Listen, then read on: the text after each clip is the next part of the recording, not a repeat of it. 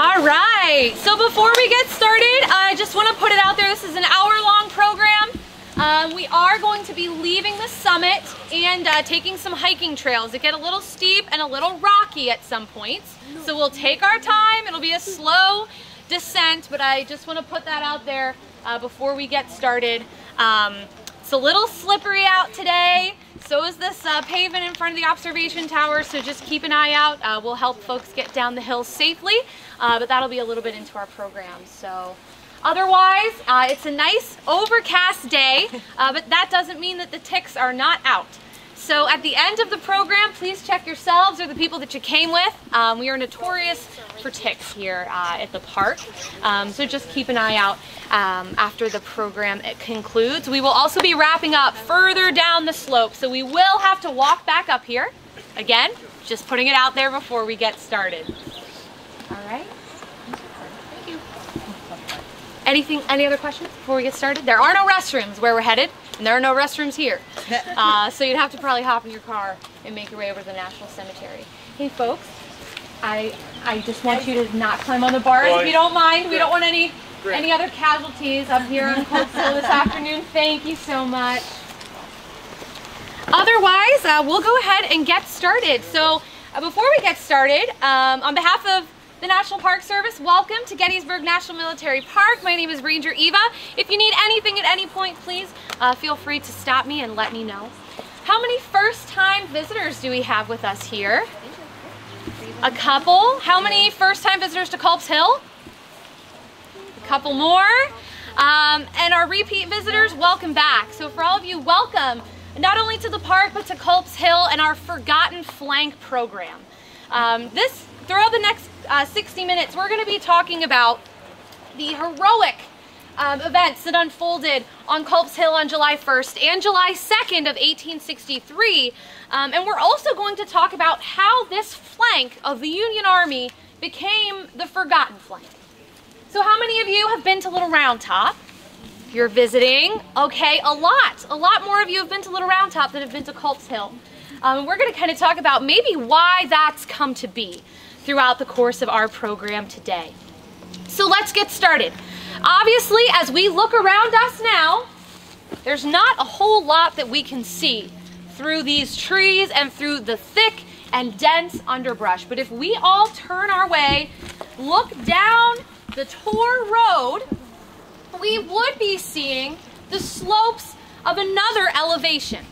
Similar in height to ours, another elevation not nearly as wooded, not nearly as covered with underbrush, known as Cemetery Hill.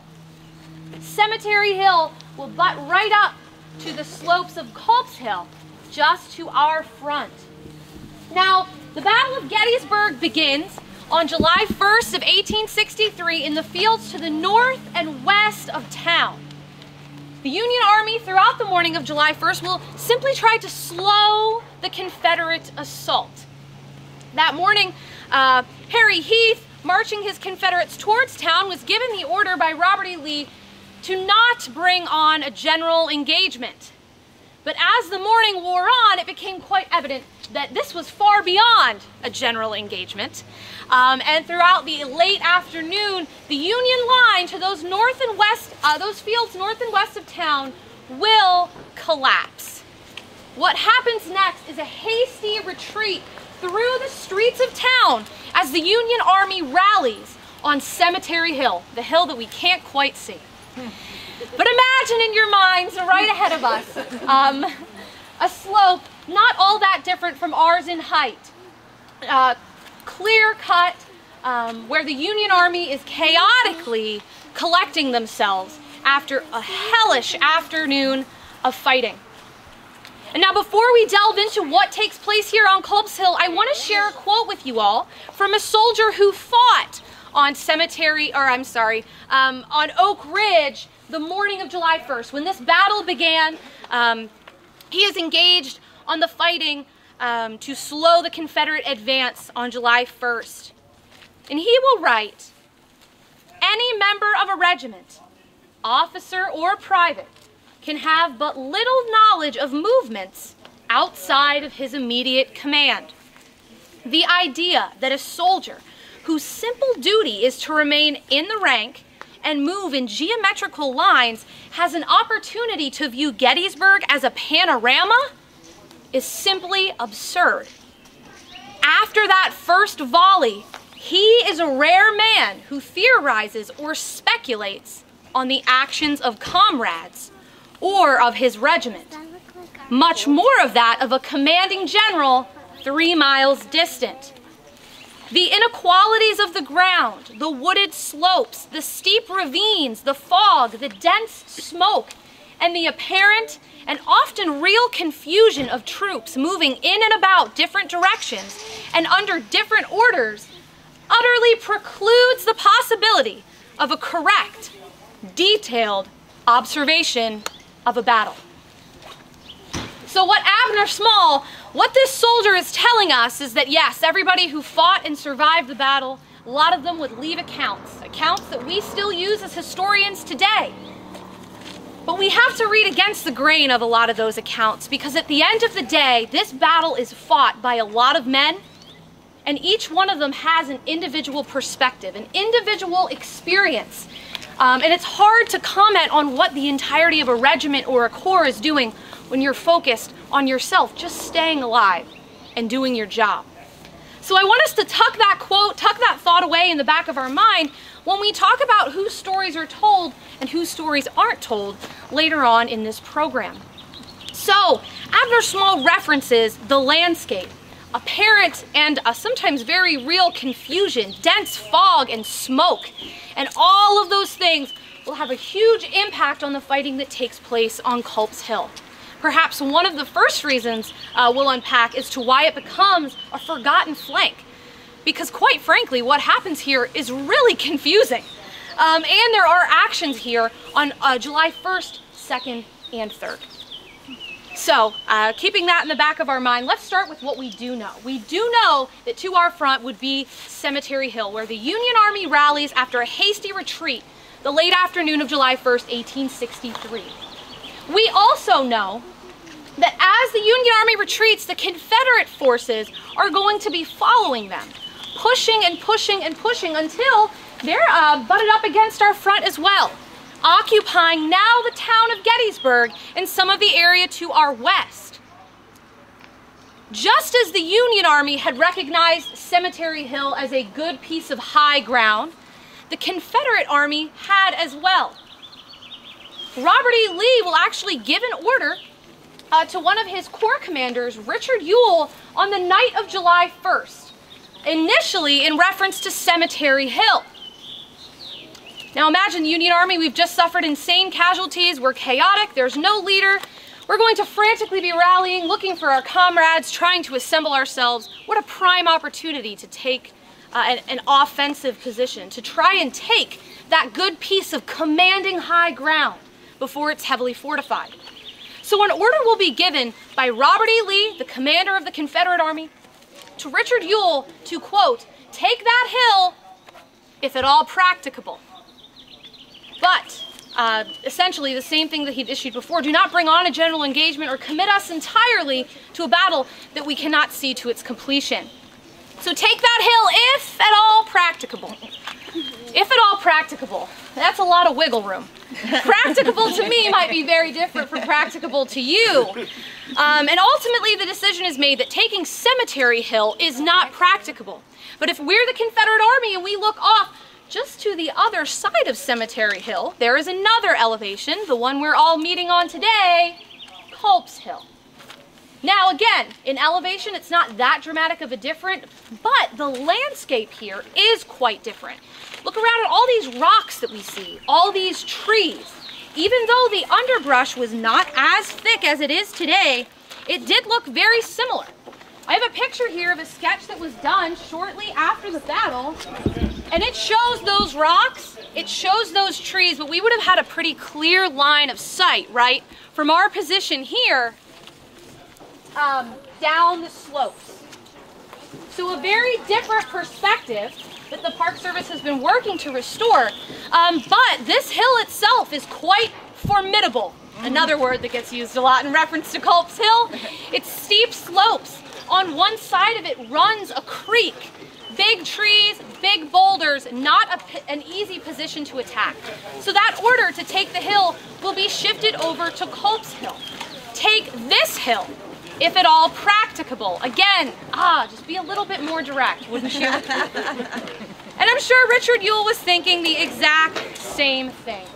But the first thing that he does is he sends a reconnaissance mission up these slopes.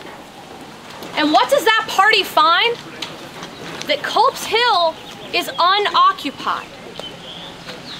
In the attempt to create order on Cemetery Hill, securing Culp's Hill was not the first thought or effort of the Union Army.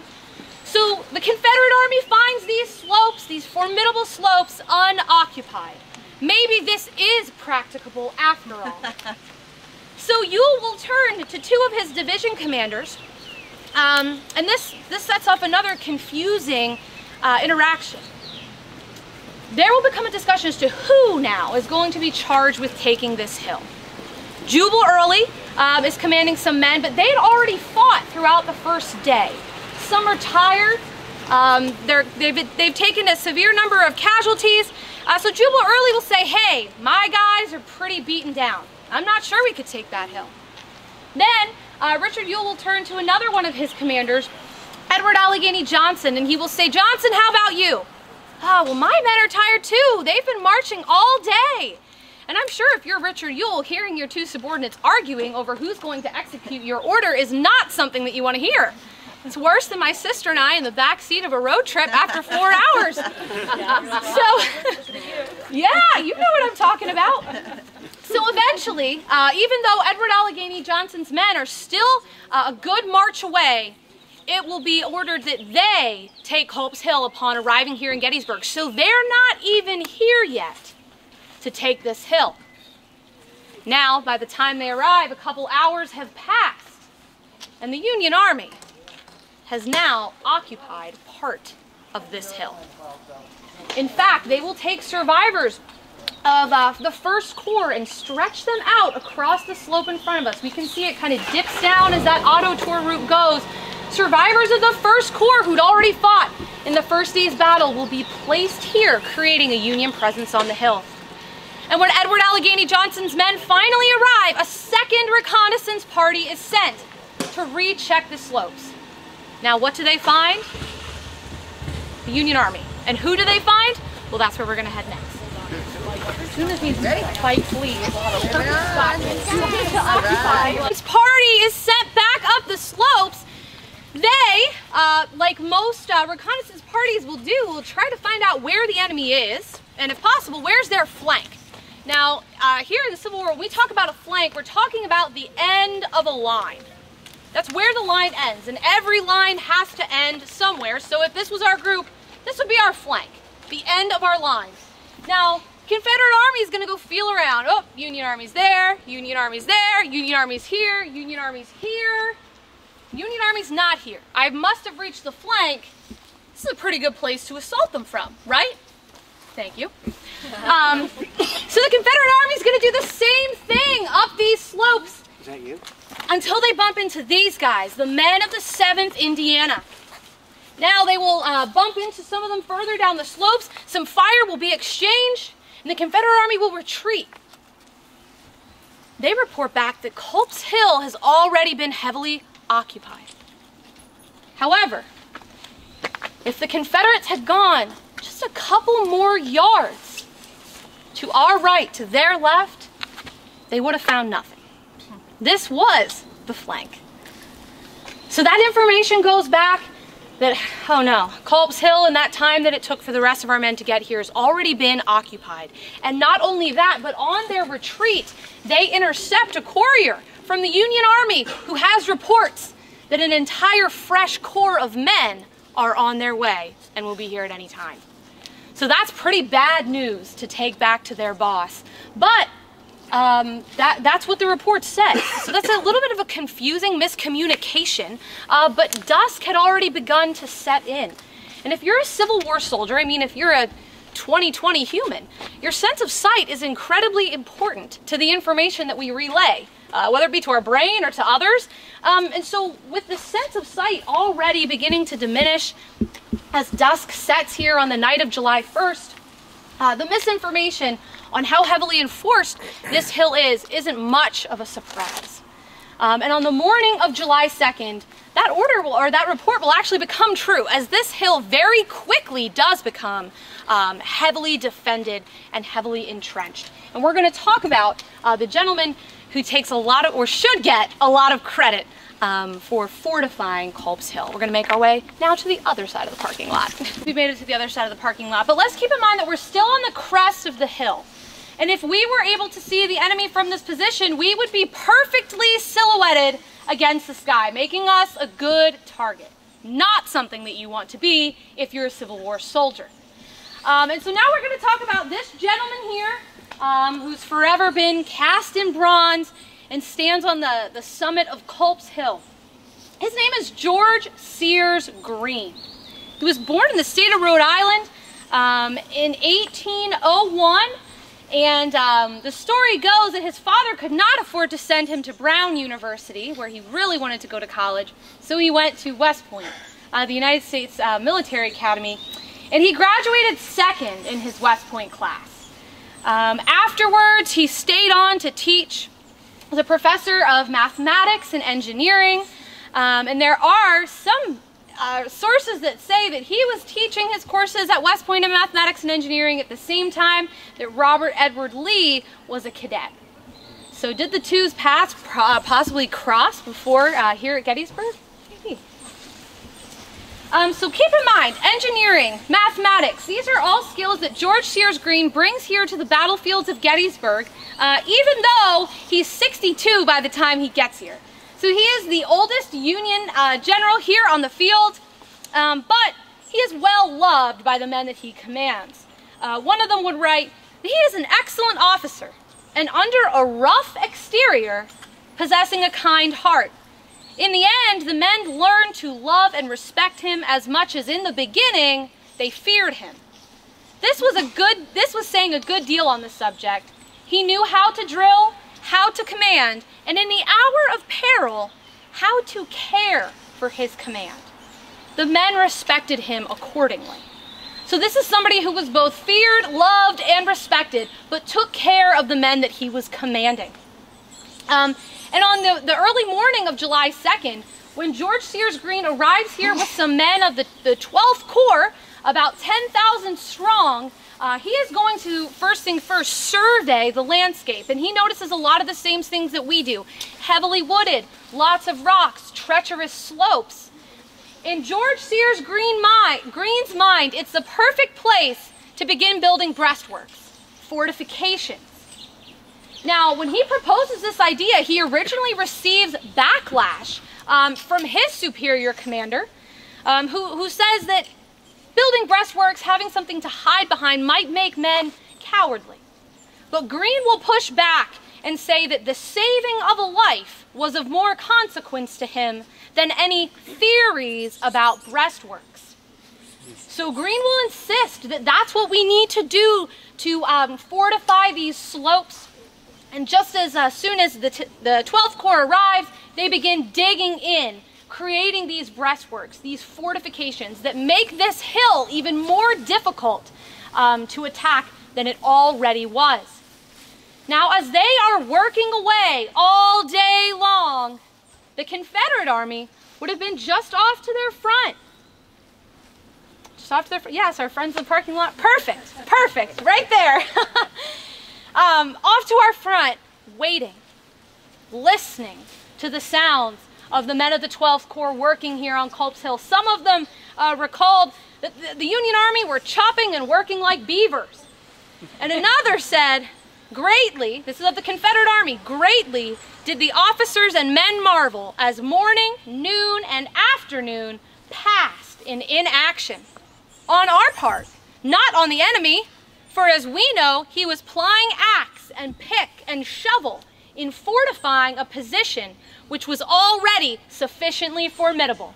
So the Confederate Army, anxiously awaiting their orders to attack this position that they know is getting stronger and stronger by the hour. Now, why are they sitting idly? Because Robert E. Lee's plan on July 2nd is to launch a twofold attack. one on us here on the north, the other on the other flank of the Union Army to the south, which is anchored, or supposed to be anchored, on Little Round Top. So we're using two rocky slopes to anchor our flanks. This assault is supposed to be somewhat simultaneous.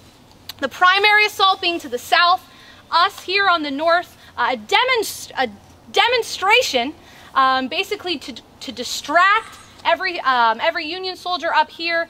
If the demonstration turns into an opportunity for assault, go ahead and carry it out. So this is supposed to be a coordinated assault, but as the afternoon wears on, James Longstreet, commanding his Confederate troops to the south, is not launching his attack. It's taking a lot longer for him to get into position than he had originally intended. So by the time the assault to the south begins, it's well after 4 in the afternoon, early evening. But once the assault begins to the south and we hear that Confederate artillery booming miles away, Confederate artillery will attempt to open fire on our position here. But it's really not successful. Now they still want to carry out the assault, but their artillery is just not able to do enough damage to be as effective on our position as they had initially intended. So what are they going to do? They're going to wait until dusk begins to aid them. If they can't attack with their artillery, they'll attack with their infantry, their foot soldiers. But it's hard to launch such an attack when your enemy can see you in the middle of the day. So they're going to wait until a little bit later on in the evening to begin their assault. Now, where are these breastworks? What is the position they're going to be assaulting? Now is for the fun, authentic Civil War off-roading part of this trip. So we're going to make our way down these trails here. Please be careful and keep an eye out as we go. Yeah! All right, so it's a difficult position to attack, and it's going to be even more difficult after George Sears Green begins having his men and 10,000 others of the 12th Corps build breastworks. So if we want to shift, if it's raining and you don't want to be in the rain, I will not blame you if you leave. It's all right, but we are rain or shine. Unless we hear thunder, we see lightning. So if you want to step this way, we'll start to see in front of us the ground slope down and a small lighter green rise. A small lighter green bump just before the ground dips out of our view. George Green wrote of this position that our position and our front were covered with heavy growth of timber, free from undergrowth, with large ledges projecting above the surface, in reference to some of those big rocks that we passed on our way down here. These rocks and trees offered good cover for marksmen. The surfaces were very steep on our left, diminishing to a gentle slope on our right as we look down the line. As soon as we were in position, we began to entrench ourselves and throw up breastworks of covering height, of logs, cordwood, stones, and earth. So Green's saying that as soon as we got to this position, we began to fortify it, with the landscape getting much steeper off to our left, as we all just experienced, and then kind of flowing more gently off to our right, which is where the line is going to extend. Now, what did these breastworks look like? Fortunately, photographers who traveled here after the battle took pictures of them. And while the pictures are awesome, in my opinion, even better than the pictures are the physical monuments that a lot of veterans would later help dedicate on these battlefields, like the one just ahead of us. So I know we just got comfortable, we caught our breath, and let's keep moving. Perhaps one of my favorites. We can see how instrumental of a role the breastworks would play, not only to the Confederate Army that had to attack them, but to the Union Army who built them and who defended them. So much so that they're going to make them a permanent part of their monument, of their physical mark here on the battlefield. They erect this in the late 1880s to the men of the 102nd and 78th New York. And we can see a soldier defending the breastworks that he'd spent all morning building with his comrades. The only thing missing would have been a headboard or a head log, which is another log that would have extended along the top, of course, with the intention of protecting the head. And as we look ahead of us, we can see this mound even more clearly, stretches off to our left and down to our right. the location where the Union Army built their breastworks. We are now in their shoes. Confederate Army would have been attacking up that slope, and as we can see, the ground in some places just drops right off. But when do they attack? Late in the afternoon on July 2nd. Obviously, that artillery bombardment from earlier in the day did not make enough headway. So they're going to instead launch an infantry assault. Somewhere between 4,700 and 5,001, depending on which source you use, Confederate soldiers would have begun their assault on this position. We have a map to give us a better idea of where we are in reference to the rest of the Union line. So we just made our way from the 7th Indiana Monument, and now we're down along this curve. Everybody see that? We were here at the 7th Indiana Monument when we were at the top of the hill, and now we've made our way down this curve to the location of the 78th and 102nd right here. Let's make sure everybody gets a chance to see this.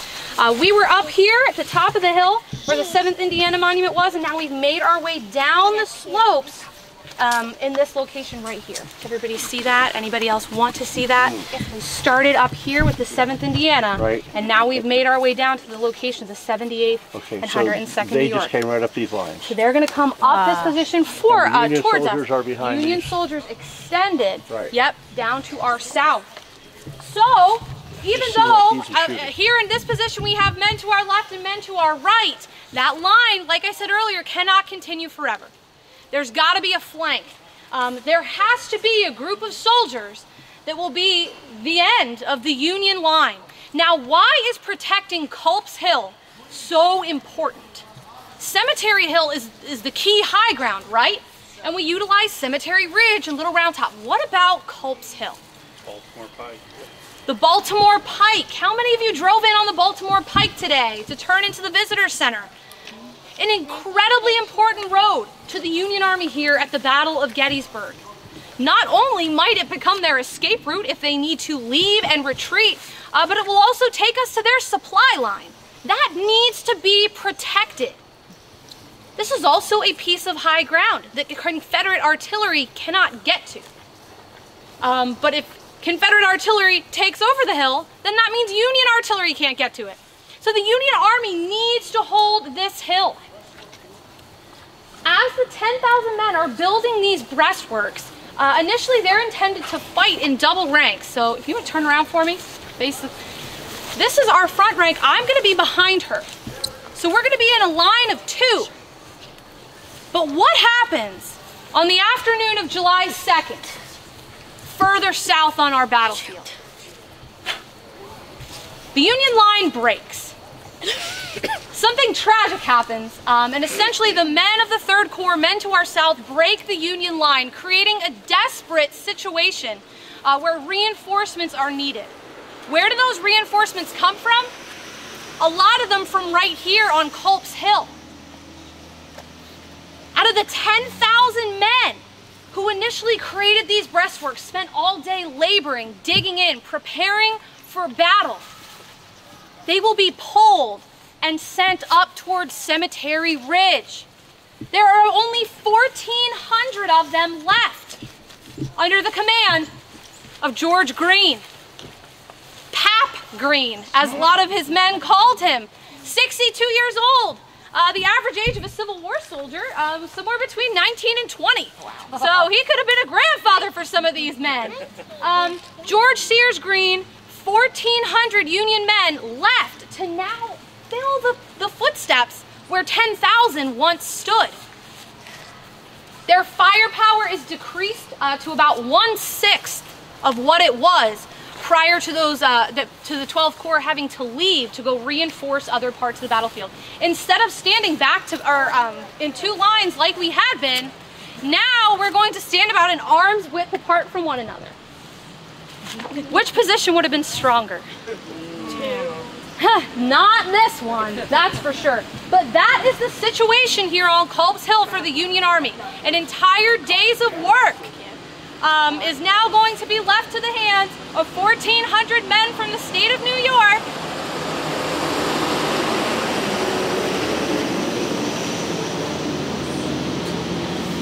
$1,400 400 men from the state of New York and George Green. And the Confederate assault will come.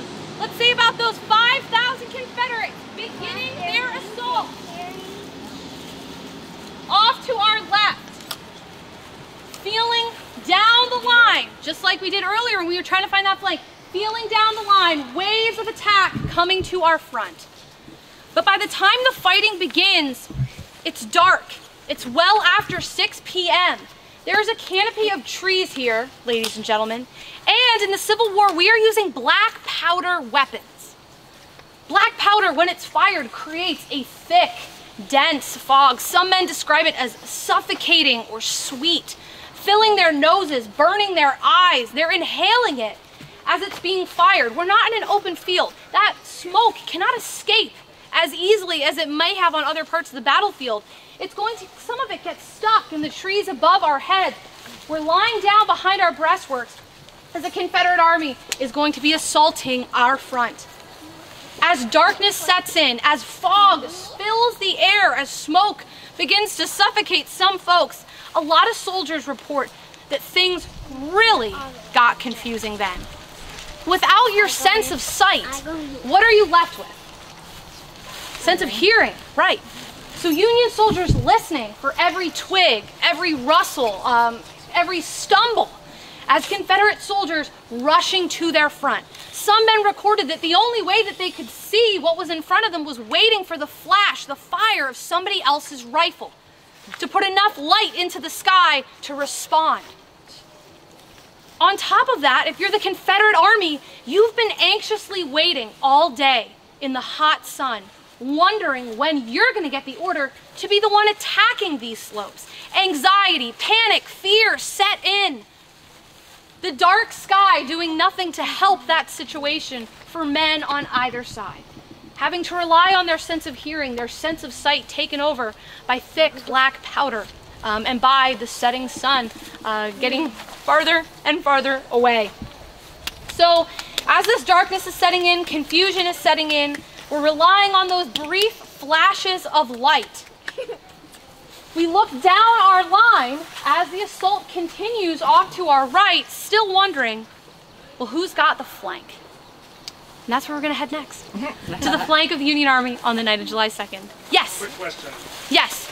When the rest of the 12th Corps moves off the hill, is Greene getting any support from Wadsworth's right division to help spread the line?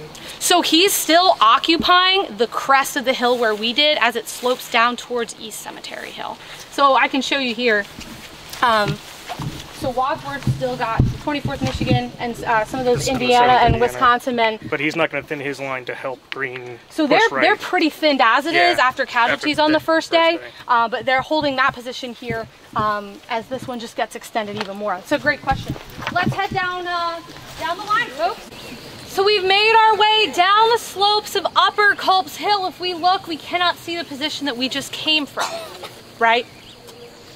And as we look to our front, we start to see a dip and then another rise out ahead of us. That, my friends, is Lower Culps Hill.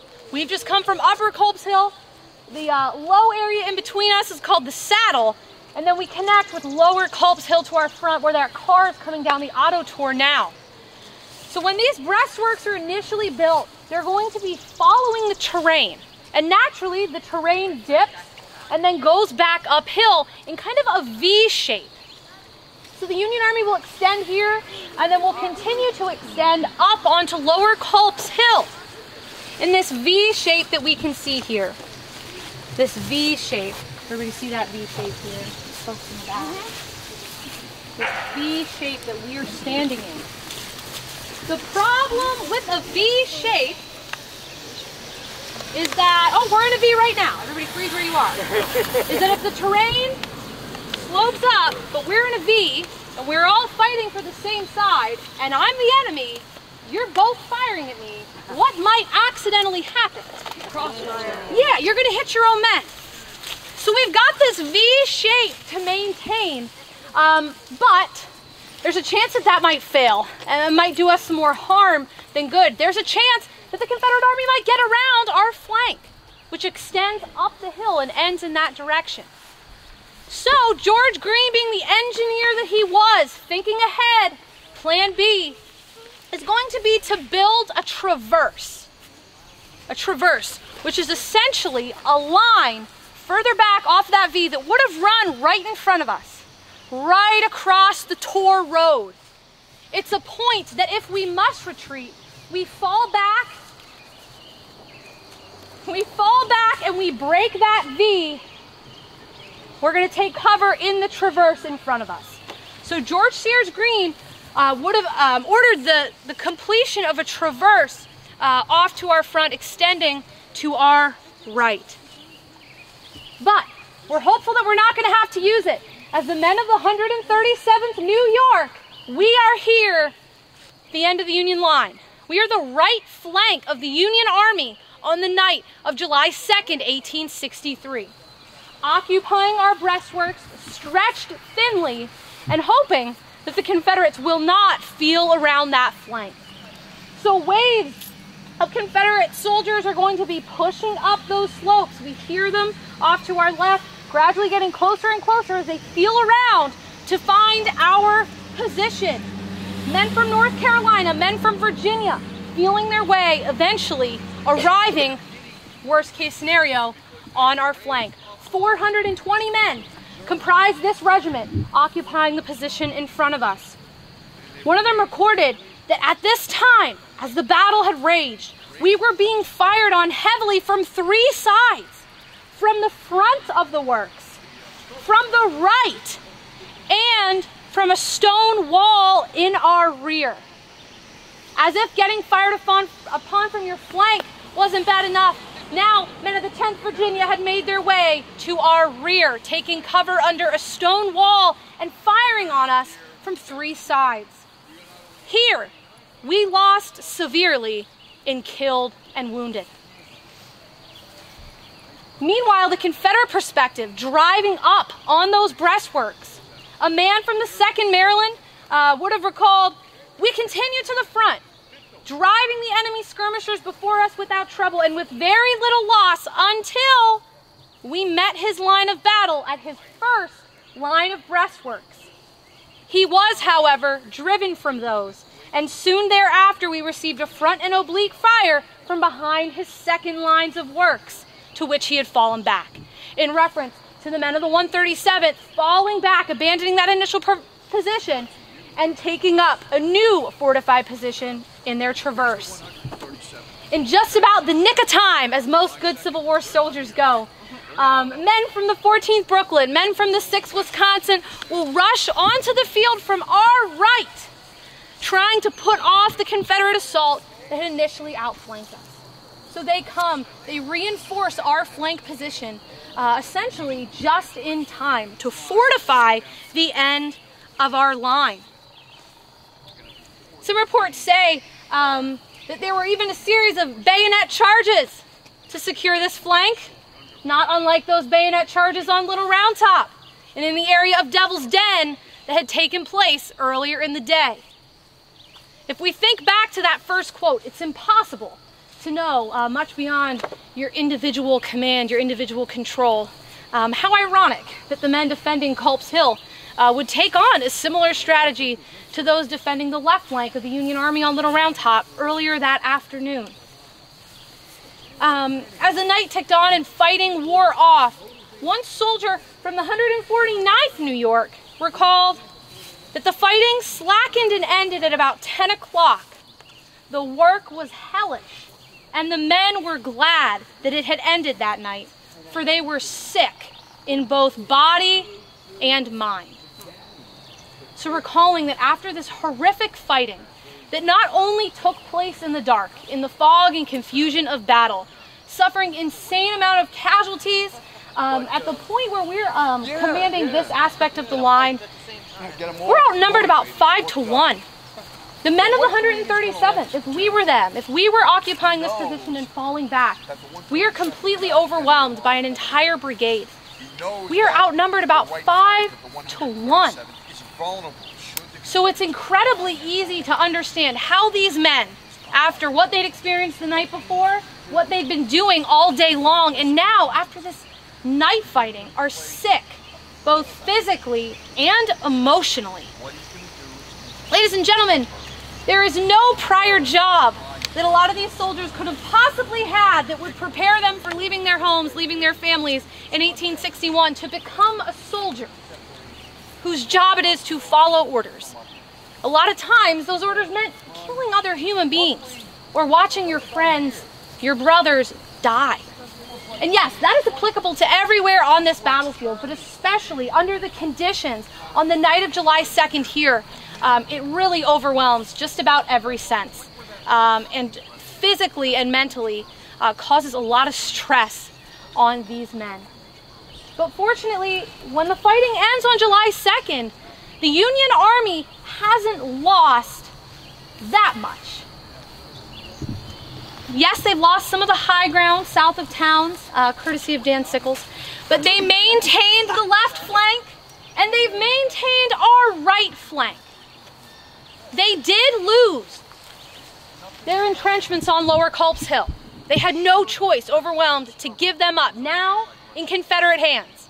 If we're behind our breastworks here, they're behind theirs. We're only a couple hundred yards from one another as the evening really sets in and the fighting ends. But other than that small rise, we've maintained this position against horrible odds. We've also continued to secure the Baltimore Pike, and luckily for us, at about midnight, the remainder of the 12th Corps returns. Those 1,400 men able to hold this position until the rest of their comrades, the rest of the men of the 12th Corps, get back to the entrenchments that they'd built earlier that day. If you're the Confederate Army, your scenario looks a little different. You were not able to exploit the Union flank to the south. You were able to occupy a small part, a foothold of Culps Hill here to the north.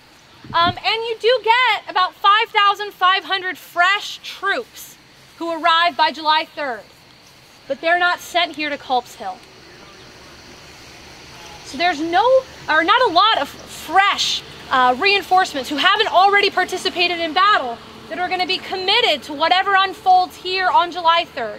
Robert E. Lee does not have access to the Union high ground. He does not have access to the Baltimore Pike. And in fact, the order from him will be given to renew the assault on daylight. Unfortunately for the Confederate Army here, they don't have a strong artillery position. Even if they were to wrestle their cannons across the creek into the rocky footholds of this hill, the elevation is too formidable.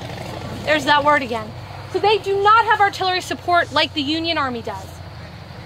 They do get the orders to renew the assault at daylight, but they found themselves being the ones attacked when in the very early morning of July 3rd, the Union Army will renew an assault to take back the fortifications they'd lost the night before. Of course, I would love to cover the fighting here on July 3rd with you all. It's the longest sustained fighting of this battle. But we don't really have that much time. So we will, though, wrap up with the fact that after those longest sustained hours, after the Union artillery supports, the renewed infantry on both sides, now fighting at about equally, 10,000 men against 10,000 men, the Confederate Army gains nothing. They do not gain the strategic position that they were hoping for here on Culps Hill. And in fact, the fighting here on Culps Hill ends hours before Pickett's charge gets underway. So I know you're thinking, Eva, after a story like this, how can this flank possibly be forgotten? And it's a good question, because this is a story of sacrifice. This is the story of David and Goliath. This is an incredible story on an incredible landscape that some of my colleagues might argue ended the Battle of Gettysburg before Pickett's charge. But how did we forget? How over time did the story of the 137th New York not become known in every Civil War loving household? Well, for a couple different reasons. After the Battle of Gettysburg, there are draft riots in New York. Riots, people unhappy with the draft. men of the 12th Corps, men of the 11th Corps are sent to quell them. They're sent to settle folks down, be a military presence. When George Gordon Meade is writing and publishing his report on the Battle of Gettysburg, the men of the 12th and 11th Corps are no longer with him. Now that might have had an effect on how much detail or what stories were told and what were reported and were published. We also know that after that, they get sent out west. They're no longer going to be together fighting with the Army of the Potomac through the end of the war. Unlike Joshua Lawrence Chamberlain, we could consider him David Ireland, the commander of the 137th New York. We might consider Joshua Lawrence Chamberlain, David Ireland's, how do we want to say this, compliment here on the battlefield. They're both young men. They both lead their outnumbered troops to defend the flanks of the Union Army here at Gettysburg on rocky high ground. David Ireland dies in 1864. Joshua Lawrence Chamberlain lives into the 19-teens.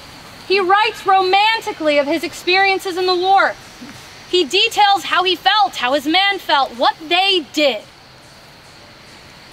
We remember those stories. We talk about them a lot. In fact, they're used in the movie Gettysburg, the blockbuster hit.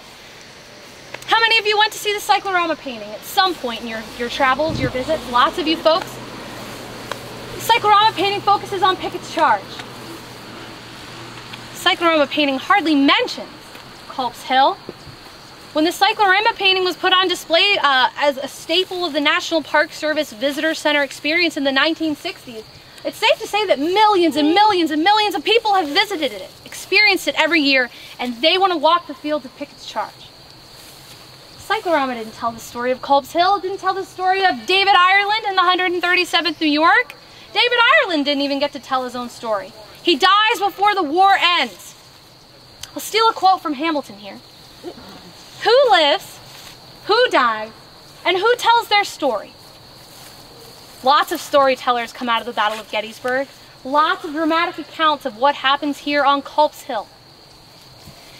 Now, if 1,400 Union soldiers participate in the fighting here on the evening of July 2nd, a lot of them become casualties. Some of them too scarred mentally or physically to recall their accounts of the battle.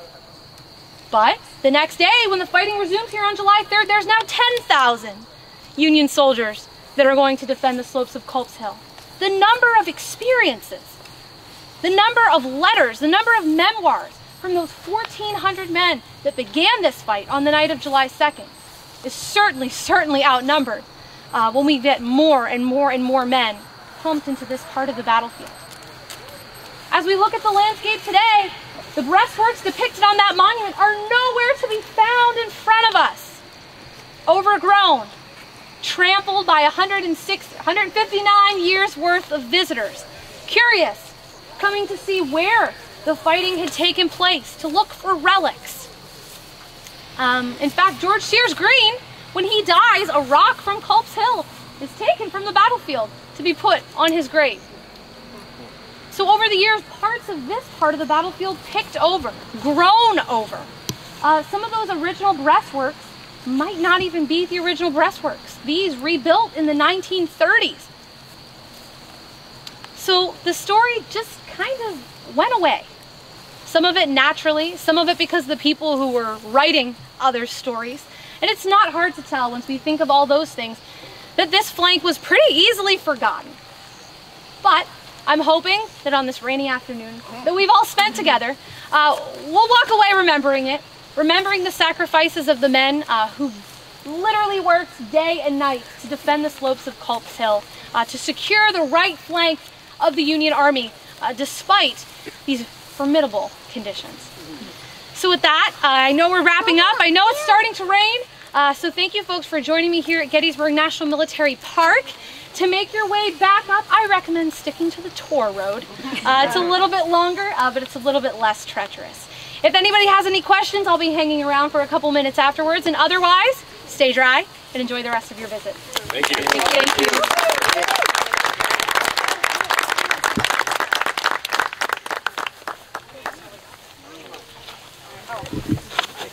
The 86.